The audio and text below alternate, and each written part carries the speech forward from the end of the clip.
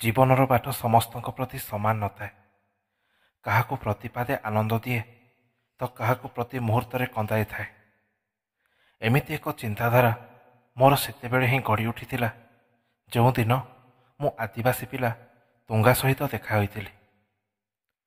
ବୈଶାଖ ମାସର ଗୋଟିଏ ରାତି ଥିଲା। ଆମ ଗାଁ ପାଖ ଗାଁ ବନ୍ତୁଲରେ କୁଆଡ଼େ ଗୋଟିଏ ସିନେମା ପଡ଼ିଥିଲା। ମୋତେ ନୂଆ ନୂଆ ସିନେମା ଦେଖିବାକୁ ଭାରି ଭଲ ଲାଗେ। ତେଣୁ ମୁଁ ସେଦିନ ସିନେମା ଦେଖିବାକୁ ବାହାରିଲି। ରାତି 8ଟାରେ ସିନେମା ପଡ଼ିଲା। ଆଉ ସିନେମା ସରିଲା ବେଳକୁ ରାତି ଆସି 11:30 ବାଜିଗଲା। ଆସିଲା ବେଳକୁ ଦେଖିଲି କି ସେତେବେଳକୁ ଆକାଶରେ ମେଘ ଢାଙ୍କି ହୋଇ ରହିଥାଏ। ତେଣୁ ଯେତେବେଳେ ବି ହେଉ ବର୍ଷା ହେଇଯାଇପାରେ।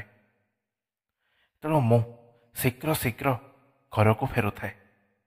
ଏମିତି ମୁଁ ଜଙ୍ଗଲର ଅଧା ବାଟ ଚାଲି ଆସିଥିଲି କି ସେତେବେଳକୁ ବହୁତ ଜୋରରେ ବର୍ଷା ହେବା ଆରମ୍ଭ ହେଇଗଲା। ସେ ରାସ୍ତାର ଚାରିଆଡ଼େ ନଜର ବୁଲାଇକି ମୁଁ ଦେଖେ ତ ସେତେବେଳକୁ ସେ ଜଙ୍ଗଲ ରାସ୍ତାରେ କୌଣସି ଲୋକର ମଧ୍ୟ ଚିହ୍ନବର୍ଣ୍ଣ ନଥାଏ।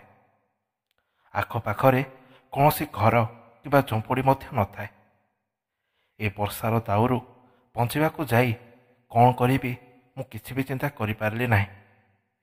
ଏପଟେ ବହୁତ ଜୋରରେ ଝଡ଼ ତୋଫାନ ସାଙ୍ଗକୁ ବର୍ଷା ହେଉଥାଏ। ଆମ ଗାଁକୁ ଯିବାକୁ ଆଉ ମାତ୍ର 3 ମାଇଲ ବାଟ ବାକି ଥିଲା। ତେଣୁ ଭାବିଲି ଦୌଡ଼ିକି ପଳେଇବି। ତେଣୁ ଦୌଡ଼ିଲା ପରି ମୁଁ ଚାଲିବା ଆରମ୍ଭ କରିଲି। କିନ୍ତୁ ଏମିତି ମୁଁ କିଛି ବାଟ ହିଁ ସେ ଜଙ୍ଗଲ ରାସ୍ତାରେ ଚାଲି ଆସିଛି କି ଆଉ ଏକ ଦୃଶ୍ୟ ମୁଁ ସେ ଜଙ୍ଗଲ ଭିତରେ ଦେଖିଲି।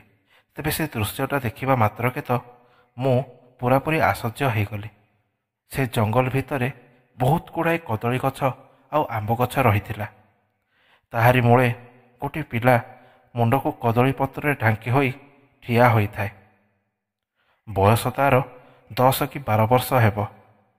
ଅତ୍ୟଧିକ ବର୍ଷାରୁ ନିଜକୁ ବଞ୍ଚାଇବାକୁ ଯାଇ ସେ ବୋଧେ ନିଜର ମୁଣ୍ଡକୁ ସେ କଦଳୀ ପତ୍ରରେ ଢାଙ୍କିଥାଏ।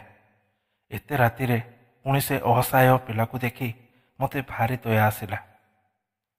ବାବୁ, ଏ ବାବୁ, ମୁଁ ତାକୁ ବଡ଼ ପାଟିରେ ଆବାଜ ଦେଇ ଡାକିଲି। ସେ ମୋତେ ପ୍ରଥମେ ଚାହିଁଲା, ଆଗ କ'ଣ ଗୋଟେ ଭାବିଲା, ଆଉ ତାପରେ ମୋ ଆଡ଼କୁ ଚାଲି ଚାଲି ଆସିଲା। ତାର ଚେହେରାରେ ଗୋଟେ ଅପରିଚିତ ଆତଙ୍କ ଦୃଶ୍ୟମାନ ହେଉଥାଏ। ଏକ ତ ନିର୍ଜନ ନିଛାଟିଆ ଜଙ୍ଗଲ ଆଉ ବର୍ଷା ରାତି। ମୋତେ ସେଠି ଏକୁଟିଆ ଦେଖି ସେ ବୋଧେ ଡରି ଯାଇଥାଏ। କ'ଣ ହେଲା ବାବୁ, ଆଜ୍ଞା କ'ଣ ହେଲା? ତାହାର କଥନ ଶୈଳୀରେ କମ୍ପନ ସୃଷ୍ଟି ହେଉଥାଏ। ତାହା ମୋ ପ୍ରତି ଥିବା ଭୟରେ ଥିଲା କିମ୍ବା ଏତେ ବର୍ଷାରେ ଭିଜିବାରୁ ହୁଏତ ତାର ଦେହ ଶୀତଉଥିବାରୁ ତାର କଥନ ଭଙ୍ଗୀରେ କମ୍ପନ ସୃଷ୍ଟି ହେଉଥିଲା, ତାହା କେବଳ ସେ ହିଁ ଜାଣିଥିବ। କ'ଣ କିଛି ଅସୁବିଧା ହେଇଛି କି? ମୁଁ ପଚାରିଲି। ନା, ନାହିଁ ତ ବାବୁ। ମୁଁ ତ ବର୍ଷାରୁ ବଞ୍ଚିବାକୁ ଯାଇ ସେ ଗଛ ପାଖରେ ଠିଆ ହୋଇଥିଲି। କ'ଣ କିଛି ଭୁଲ ହେଇଛି କି? ଏ କଥାର ଉତ୍ତର ଦେବାରେ ତାର ଆଖିରେ ମୁଁ ଭୟକୁ ଦେଖିପାରିଲି। ଆରେ ବାବା, ତୁ ଡର ନାହିଁ। ଏବେ ତୋର ଯାହା ଅବସ୍ଥା ମୋର ବି ସେଇଆ ଅବସ୍ଥା। ମୁଁ ତାକୁ ସାନ୍ତ୍ୱନା ଦେଇ କହିଲି। ମାନେ? ସେ ମୋତେ ସନ୍ଦେହଭରା ନଜରରେ ପ୍ରଶ୍ନ କରିଲା। ତାପରେ ମୁଁ ଉତ୍ତର ଦେଇ କହିଲି, ମାନେ ଏହା କି ମୋତେ ବି ଗୋଟେ କଦଳୀପତ୍ର ଦେ। ମୁଁ ବି ଏମିତି ଆଶ୍ରୟ ନେବି ଏ ବର୍ଷା ଦାଉରୁ ବଞ୍ଚିବା ପାଇଁ। ଠିକ୍ ଅଛି ବାବୁ, ଆସନ୍ତୁ। ତାପରେ ଆମେ ଦୁହେଁ ଜଙ୍ଗଲ ଭିତରେ ଥିବା ଗୋଟେ କଦଳୀ ଗଛ ପାଖକୁ ଗଲୁ। ସେ ଗୋଟେ କଦଳୀପତ୍ର ମୋତେ ଆଣି ଧରେଇଦେଲା। ଆଉ ମୁଁ ମଧ୍ୟ ସେ କଦଳୀପତ୍ରକୁ ମୁଣ୍ଡରେ ଢାଙ୍କି ସେଇଠି ଠିଆ ହୋଇଗଲି। ସେ ସେମିତି ଚୁପଚାପ ଠିଆ ହୋଇଥାଏ। ଜଣେ ଅଜଣା ଲୋକ ସହିତ ସେ କାହିଁକି ବା କଥାବାର୍ତ୍ତା ହେବ। କିନ୍ତୁ ମୋର ଇଚ୍ଛା ହେଉଥାଏ କି ସେ ଛୋଟ ପିଲା ସହିତ କେମିତି 2 ପଦ କଥା ହେବି। ତେଣୁ ମୁଁ ପ୍ରଥମେ କଥା ଆରମ୍ଭ କରିଲି। ଆରେ ବାବା, ତୁ କିଏ? ଆଉ ଏତେ ରାତିରେ ଏ ଜଙ୍ଗଲକୁ କାହିଁକି ଆସିଥିଲୁ? ମୁଁ ତାକୁ ପ୍ରଶ୍ନ କରିଲି। ବାବୁ, ମୁଁ ତୁଙ୍ଗା, ପାଖ ଗାଁରେ ଆଦିବାସୀ ବସ୍ତିରେ ରୁହେ। ଯେଉଁଦିନ ଯାହା କାମ ମିଳେ ତାହା ମୁଁ କରିଥାଏ। ମାନେ ମୁଁ ହେଉଛି ଜଣେ ଦିନ ମଜୁରିଆ। ସେ ଗୋଟେ 12 ବର୍ଷର ଛୋଟ ପିଲା ଥିଲା। ଆଉ ତା ମୁହଁରୁ ଏମିତି ଏକ ଉତ୍ତର ଶୁଣି ମୋତେ ଭାରି ଆଶ୍ଚର୍ଯ୍ୟ ଲାଗିଲା। ତେଣୁ ମୁଁ କହିଲି, ଦିନ ମଜୁରିଆ ମାନେ? ତୁ କ'ଣ ଖେଳିବା ବୁଲିବା ସମୟରେ ଦିନ ମଜୁରିଆ କରୁଛୁ? ପାଠ ପଢ଼ୁନୁ କାହିଁକି? ମୁଁ ଏକଥା ତାକୁ ପ୍ରଶ୍ନ କରିଲି। ବାବୁ, ପାଠ ପଢ଼ିଲେ ଘରେ ଥିବା ଚାରିପରାଣୀ ଖାଇବେ କ'ଣ? ତେବେ ତୁଙ୍ଗାର ମୁହଁରୁ ଏମିତି ଏକ ଉତ୍ତର ଶୁଣି ମୋତେ ଭାରି ଆଶ୍ଚର୍ଯ୍ୟ ଲାଗିଲା। କାରଣ ଜଣେ ଅଳ୍ପ ବୟସର ପିଲାର ମୁହଁରୁ ମୁଁ ଏମିତି ଗୋଟିଏ ଉତ୍ତର ଶୁଣିବି, ସେ କଥା ମୁଁ କଳ୍ପନା ମଧ୍ୟ କରିନଥିଲି।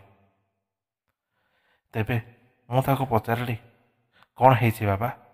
କ'ଣ କିଛି ଅସୁବିଧା ହେଇଛି କି ଘରେ? ତେବେ ମୋ କଥାର ଉତ୍ତର ଦେବାକୁ ଯାଇ ତୁଙ୍ଗା ପୁଣି କହିଲା କି, ବାବୁ, ମୋ ବାପା ସେପାରେକୁ ଚାଲିଗଲା ପରେ ମୋ ବୋଉ ସବୁବେଳେ ଅସୁସ୍ଥ ହେବାରେ ଲାଗିଲେ। ବାରମ୍ବାର ଶଯ୍ୟାଶାୟୀ ମଧ୍ୟ ହେଲେ। ଆଉ ମୋର ତ 2 ଜଣ ଭଉଣୀ ମଧ୍ୟ ଅଛନ୍ତି, ଯାହାର ବୟସ ମାତ୍ର 10 କି 12 ବର୍ଷ ହେବ।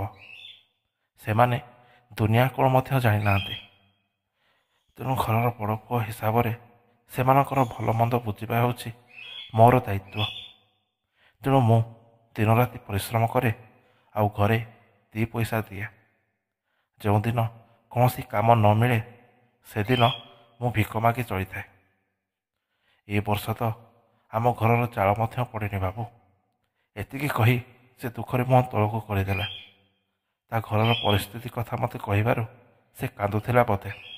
ତେବେ ତୁଙ୍ଗାର ମୁହଁରୁ ଏମିତି ଏକ ଉତ୍ତର ଶୁଣି ସାରିବା ପରେ ମୋ ମନଟା ବି ଯେମିତି ବ୍ୟାକୁଳ ହେବାରେ ଲାଗିଲା। ମୁଁ ଆଉ କିଛି ବି ତାକୁ ପଚାରି ପାରିଲି ନାହିଁ। ତେବେ ବର୍ଷାଟା ଅଳ୍ପ ସମୟ ପରେ ଛାଡ଼ିଗଲା। ମୁଁ ଆସୁଛି ବାବୁ, ଏତିକି କହି ତୁଙ୍ଗା ମଧ୍ୟ ନିଜ ବାଟରେ ନିଜ ଘରକୁ ଫେରିଗଲା। କିନ୍ତୁ ମୋ ମନରେ ବହୁତ ଗୁଡ଼ାଏ ପ୍ରଶ୍ନ ଆଣିଦେଇଥିଲା ତାହା ସହିତ ସେଇ ପ୍ରଥମ ଦେଖାରେ। ମୁଁ ଏ କଥାଟା ମନେ ମନେ ଭାବିଲି କି ଘରର ଦାୟିତ୍ୱ ନେବାରେ କୌଣସି ବୟସ ନଥାଏ। ଆବଶ୍ୟକ ଥାଏ ତ ଗୋଟିଏ ପରିସ୍ଥିତିର। ନଚେତ୍ ଆଜିର ଯୁବପିଢ଼ି କେତେ ଯେ ପାଠ ପଢ଼ି ଡିଗ୍ରୀ ହାସଲ କରି ଭଲ ଚାକିରି କରିବା ଆଶାରେ ବେକାର ହେଇ ବୁଲୁଛନ୍ତି। ନିଜକୁ ଆଧୁନିକ କରିବା ନିଶାରେ ନିଜର ଅସ୍ତିତ୍ୱକୁ ଭୁଲି ନିଜ ମାଟିର ମହତ୍ତ୍ୱକୁ ଭୁଲି ଯାଉଛନ୍ତି। କିନ୍ତୁ ତାହାରି ଭିତରେ ତୁଙ୍ଗା ନାମକ ଗୋଟିଏ 10 କି 12 ବର୍ଷର ଛୋଟ ପିଲା ଭୋକିଲା ପେଟରେ ଫୁଙ୍ଗୁଳା ଦେହରେ ନିଜର ପରିବାର ପୋଷିବାକୁ ଏକୁଟିଆ ସଂଘର୍ଷ କରୁଛି। ତେବେ ଏସବୁ ମୁଁ ନିଜେ ନିଜେ ଚିନ୍ତା କଲି ଆଉ ତାପରେ ଘରକୁ ଫେରିଲି। ତେବେ ବନ୍ଧୁଗଣ, ଆପଣଙ୍କୁ ମୋର ଏ କାହାଣୀଟି କେମିତି ଲାଗିଲା ଆମକୁ କମେଣ୍ଟ ସେକ୍ସନ ମାଧ୍ୟମରେ ନିଶ୍ଚୟ ଜଣାଇବେ।